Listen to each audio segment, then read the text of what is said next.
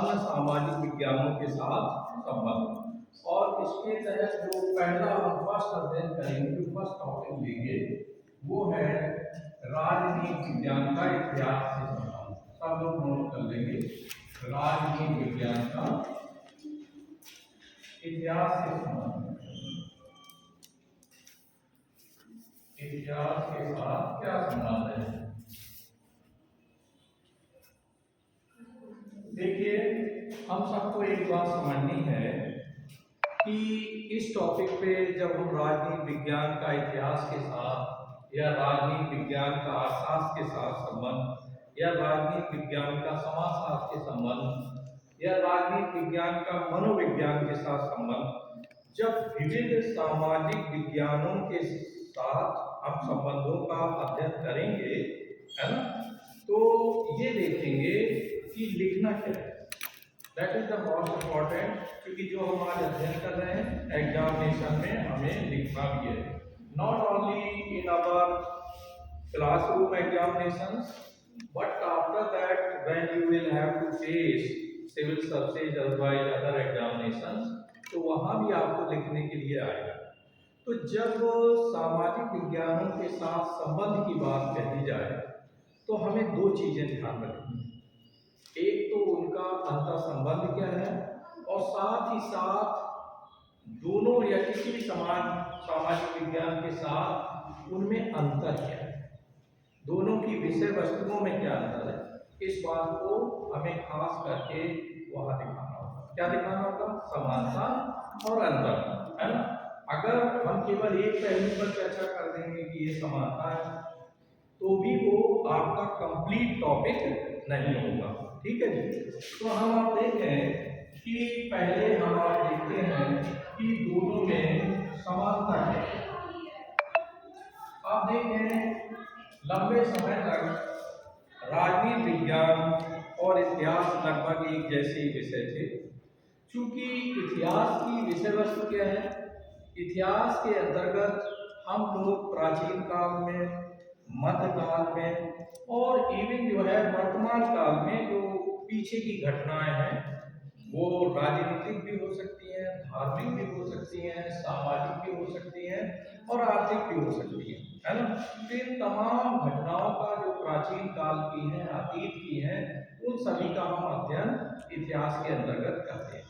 खासकर आप देखें, अगर हम अपने देश के इतिहास पर ही दृष्टिपात डालें या इवन विश्व इतिहास की बात करें, तो विश्व इतिहास में हम पाते हैं कि दुनिया के जो विविध राष्ट्रों के इतिहास हैं, तो उनमें हम मूलतः ये देखते हैं कि इतिहास के अंतर्गत राजनीतिक घटनाएं क्या घटी हैं, है ना। मेनली हमारा फोकस राजनीतिक घटनाओं को लेकर के होता है। जैसे अगर हम बात करें अपने भारत के इतिहास की, जिसकी हमें ज़्यादा जानकारी है, तो आप देखें जो प्राचीन भारत का इतिहास है, तो मूलतः उसमें जो अध्ययन वस्तु है वो राजनीतिक घटनाओं की ज़्यादा है। जैसे हम सिंधु घाटी की सभ्यता के बारे में पढ़ेंगे, तो इतिहास में हालांकि सिंधु घाटी की सभ्यता के लोगों का सामाजिक जीवन, उनका आर्थिक जीवन, उनका धार्मिक जीवन भी दिखाया गया है ना। और लेकिन आप देखें, जब हम आगे बढ़ते हैं, जब हम मौर्य काल में आते हैं, तो मौर्य काल में ये पाते हैं कि कौन कौन से राजवंश यानी मौर्य काल के अंतर्गत कौन कौन से राजा हुए।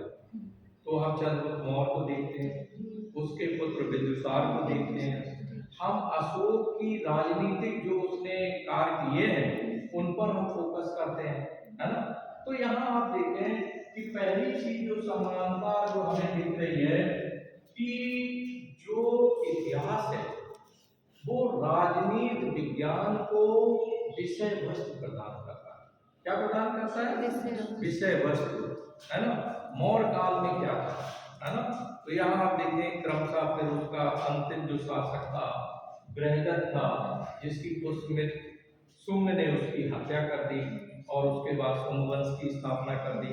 तो इसी तरह से आप देखें कि प्राचीन काल में फिर गुप्ता डायनेस्टी आता है, गुप्ता वंश आता है।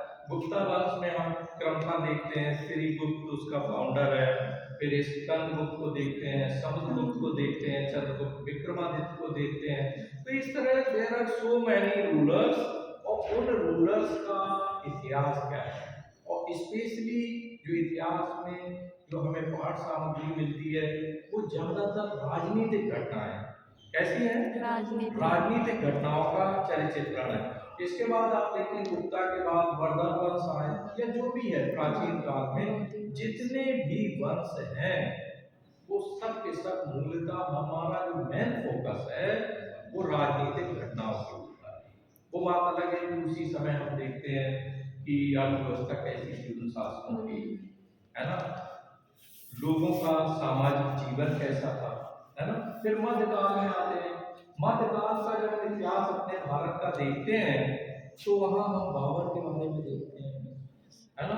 और सबसे ऊपर अगर हम सल्तनत काल में चले जाएं तो सल्तनत काल में जो पहला पीरियड है वो गुलाम वंश का है ना। गुलाम वंश के शासक Qutbuddin Aibak, Iltutmish, Razia Sultana, she was the first women जो है रूलर, पहली जो है महिला शासक थी, उसके बारे में देखेंगे।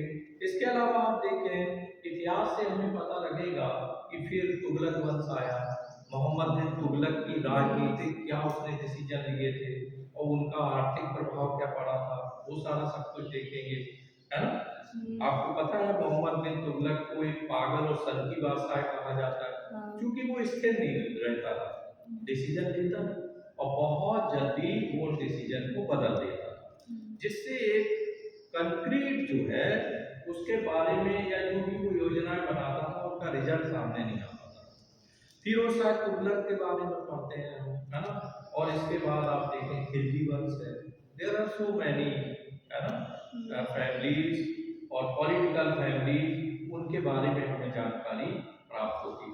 तो आप देखें फिर इसके बाद मुगल काल आता है। मुगल काल में हम बाबर के बारे में पढ़ते हैं, है ना, हुमायूं के बारे में पढ़ते हैं, अकबर के बारे में पढ़ते हैं।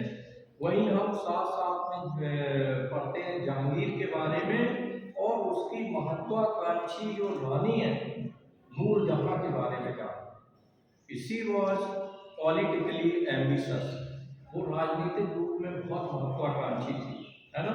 तो आप देखें कि जो इतिहास है वो क्या है, इतिहास एक प्रकार से जो प्राचीन काल हो, मध्यकाल हो या इवन कुछ समय पहले का काल हो, उसमें मूलतः हम ये पाते हैं कि राजनीतिक घटनाओं का चित्रण है। इसीलिए किसी विद्वान ने कहा कि history is the mother of political science. इतिहास क्या है? राजनीति विज्ञान का जनक है, मदर, है ना। एंड पॉलिटिकल साइंस क्या है? वर्तमान का इतिहास। पॉलिटिकल साइंस क्या है? वर्तमान का इतिहास है। वर्तमान समय में आप देखें या आज हम देख रहे हैं मोदी जी ने नोटबंदी की, बहुत सारे डिसीजन लिए, है ना। तो कल जब विद्यार्थी पढ़ेंगे तो वो मोदी कालखंड को देखेंगे, है ना।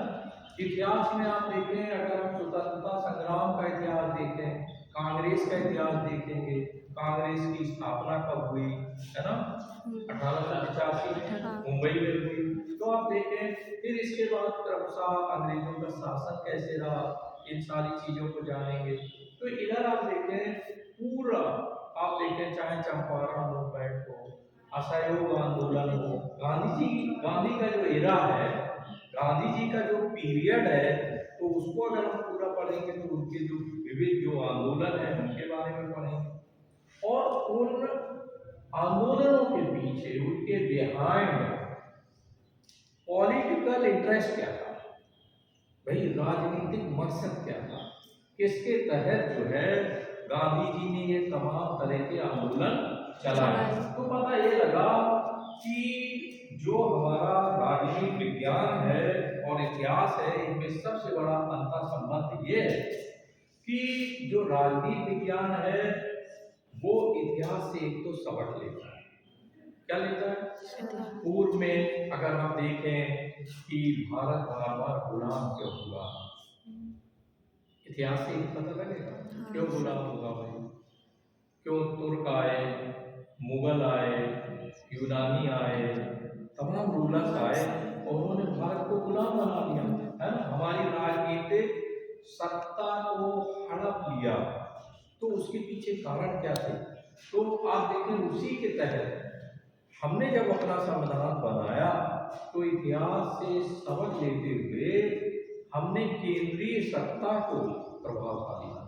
कैसे बनाया? केंद्रीय सत्ता। आज हम जब 7वीं अनुसूची में पढ़ते हैं कि शासन के विषयों को 3 भागों में बांट दिया गया है ना, संघ सूची में, राष्ट्र सूची में और संघीय सूची में। तो वहां हम पाते हैं कि हमने संघीय सूची में ज्यादा विषय रखे, एंटी सिविल सब्जेक्ट रखे, है ना। राष्ट्र सूची में 66 विषय कम दिए। और एक समय ऐसा आया कि अगर केंद्र सरकार ये देखती है कि किसी प्रदेश की सरकार अगर केंद्र की आज्ञाओं की अवहेलना कर रही है तो अनुच्छेद 356 के तहत हम वहां आपातकाल लगा दें और उसकी पूरी सत्ता छीन लें। इसकी वजह इतिहास में हमने देखा कि जब जब प्रांतों के सूबेदार शक्तिशाली हो गए, राज्यपाल शक्तिशाली हो गए, उस समय राज्यपाल को नहीं, सूबेदार का यूज होता था, तो वो शक्तिशाली हो जाते थे, केंद्र को चुनौती देने लगते और केंद्रीय सत्ता को हड़प जाते थे। तो आप देखें जो इतिहास है इनमें अंतर क्या है? दोनों की विषय वस्तु में अंतर है ना। अंतर जैसे इतिहास ओवरऑल सारे विषयों का अध्ययन करता है ना। फर्स्ट है समानता, ये था। सेकंड, दोनों में अंतर क्या है? तो समानता क्या है? इसमें वो कोटेशन हमें मेंशन करना होगा कि जो इतिहास है वो प्राचीन काल का राजनीति है, राजनीति विज्ञान है, ठीक है। और जो हमारा राजनीति विज्ञान क्या है? वो वर्तमान समय में जो घटनाएं हैं वो भविष्य के लिए इतिहास है ना। तो राजनीति विज्ञान का क्षेत्र, इतिहास का क्षेत्र बहुत व्यापक है। किसका व्यापक है भाई? इतिहास का क्षेत्र व्यापक है और राजनीति विज्ञान का सीमित है। राजनीति विज्ञान के अंतर्गत हम खास करके राजनीतिक घटनाओं का अध्ययन करते हैं और इतिहास के अंतर्गत हम सामाजिक, आर्थिक, है ना, जितनी भी है और इवन राजनीतिक सभी तरह की बातों का अध्ययन करते हैं, ठीक है। इतिहास से हम राजनीति में जो निर्णय लेते हैं उनसे एक सबक लेते हैं, एक लेसन लेते हैं। कुछ लोग कहते हैं इतिहास को क्या पढ़ना चाहिए? गड़े मुर्दे उखाड़ना है। क्या करना? गड़े मुर्दे। कि हम भाई वो फला था, भिखा था, ये राजा था, वो था, उसकी ये नीतियां थी, तो उससे क्या फर्क पड़ता है ना। लेकिन नहीं, ये बात नहीं है। इतिहास से हमें समझ मिलता है कि हमारे पूर्वजों ने पूर्व में कौन सी गलतियां की थी जिसकी वजह से हमारा देश बार बार विदेशियों के चंगुल में आया और यानी गुलाम।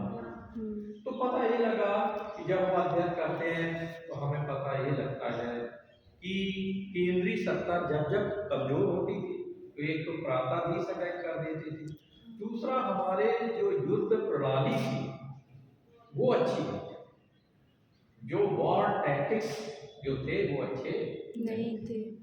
हम जो है अपनी सेना को एक साथ उतार देते थे मैदान में। बहुत सारे फॉल्ट हैं तो उनके बारे में पता लगता है। हमारे पास आधुनिक अस्त्र नहीं रहते थे, बेडौल तलवारें होती थी, भारी भरकम तलवारें, है ना। वहीं जो विदेशी आते थे वो हल्के फुल्के हथियारों के साथ घुड़सवार, हम आगे फौज में हाथी लगा देते, डराने का काम करते कि हाथियों को देखकर दूसरे दुश्मन जो है डर जाएंगे। लेकिन वही हाथी हमारी हार का कारण बनते थे। आपको पता है हाथी बहुत ही जेंटल एनिमल है, भारी भरकम एनिमल है, लेकिन उतना ही बेवकूफ भी है। अगर आकार देखा जाए तो उसे राजा होना चाहिए जंगल का, है कौन? शेर है। शेर के अंदर फुर्ती बहुत ज्यादा।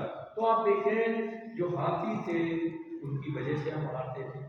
आप देखें तुर्क वगैरह आए, वो घुड़सवार घोड़े पे आए, तीर कमान लेकर के आए, तलवारें हल्की। हमारे दूसरे साइड में हम पाते हैं कि हमारे जो हथियार थे वो भारी भरकम थे, है ना। तो यहाँ इतिहास से हमें एक लेसन मिलता है, एक सबक मिलता है कि हमें वर्तमान में ऐसी नीतियां अपनानी है, जैसे वॉर टैक्टिक्स, जो युद्ध संबंधी नीतियों को बदलना है ना। आज हमने क्यों अपनी मिसाइलें आगे बनाई, पृथ्वी बनाई, नाग बनाई, त्रिशूल बनाई, है ना, बहुत सारी मिसाइल टेक्नोलॉजी हमने क्यों हासिल की, है ना। इंटर कॉन्टिनेंटल मिसाइल बनाई कि हम अपने देश में बैठे बैठे दूसरे महाद्वीप पे निशाना लगा सकते हैं, है ना। तो उसकी वजह इतिहास से हमने सबक लिया, लेसन लिया कि अब हम युद्ध में, और आप देखें बराबर हमारी सेनाएं जो है युद्धाभ्यास करती रहती है, विविध देशों के साथ करती हैं। कभी हम अमेरिका के साथ करते हैं, कभी ऑस्ट्रेलिया के साथ करते हैं, कभी जापान के साथ युद्धाभ्यास करते हैं। तो वजह कि उनकी युद्ध की नीतियों का, उनके सैनिक कैसे लड़ते हैं, तो वो सारी बातों का पता लगे, है ना। तो इतिहास से हमें क्या मिलता है, एक लेसन मिलता है। तो दोनों में विषय वस्तु का अंतर है ना। और बहुत सारे विद्वान जो है इस बात को, दोनों के जनक भी अलग अलग है। राजनीति विज्ञान का जनक कौन है, अरस्तु है, और उसका हेरोडोटस है। इतिहास का जनक कौन है, हेरोडोटस है। तो अंतर ये पाएंगे कि इतिहास के अंतर्गत जो विषय क्षेत्र है वो ज्यादा व्यापक है, प्राचीन घटनाओं का अध्ययन है, और राजनीति विज्ञान वर्तमान घटनाओं का अध्ययन है ना जी। इसको हम लोग देखेंगे। नेक्स्ट आप देखें, इसके बाद हम लोग देखते हैं राजनीति विज्ञान का अर्थशास्त्र से संबंध क्या है। राजनीति विज्ञान का अर्थशास्त्र से संबंध, इसमें एक बार क्लिक करके उसको कट कर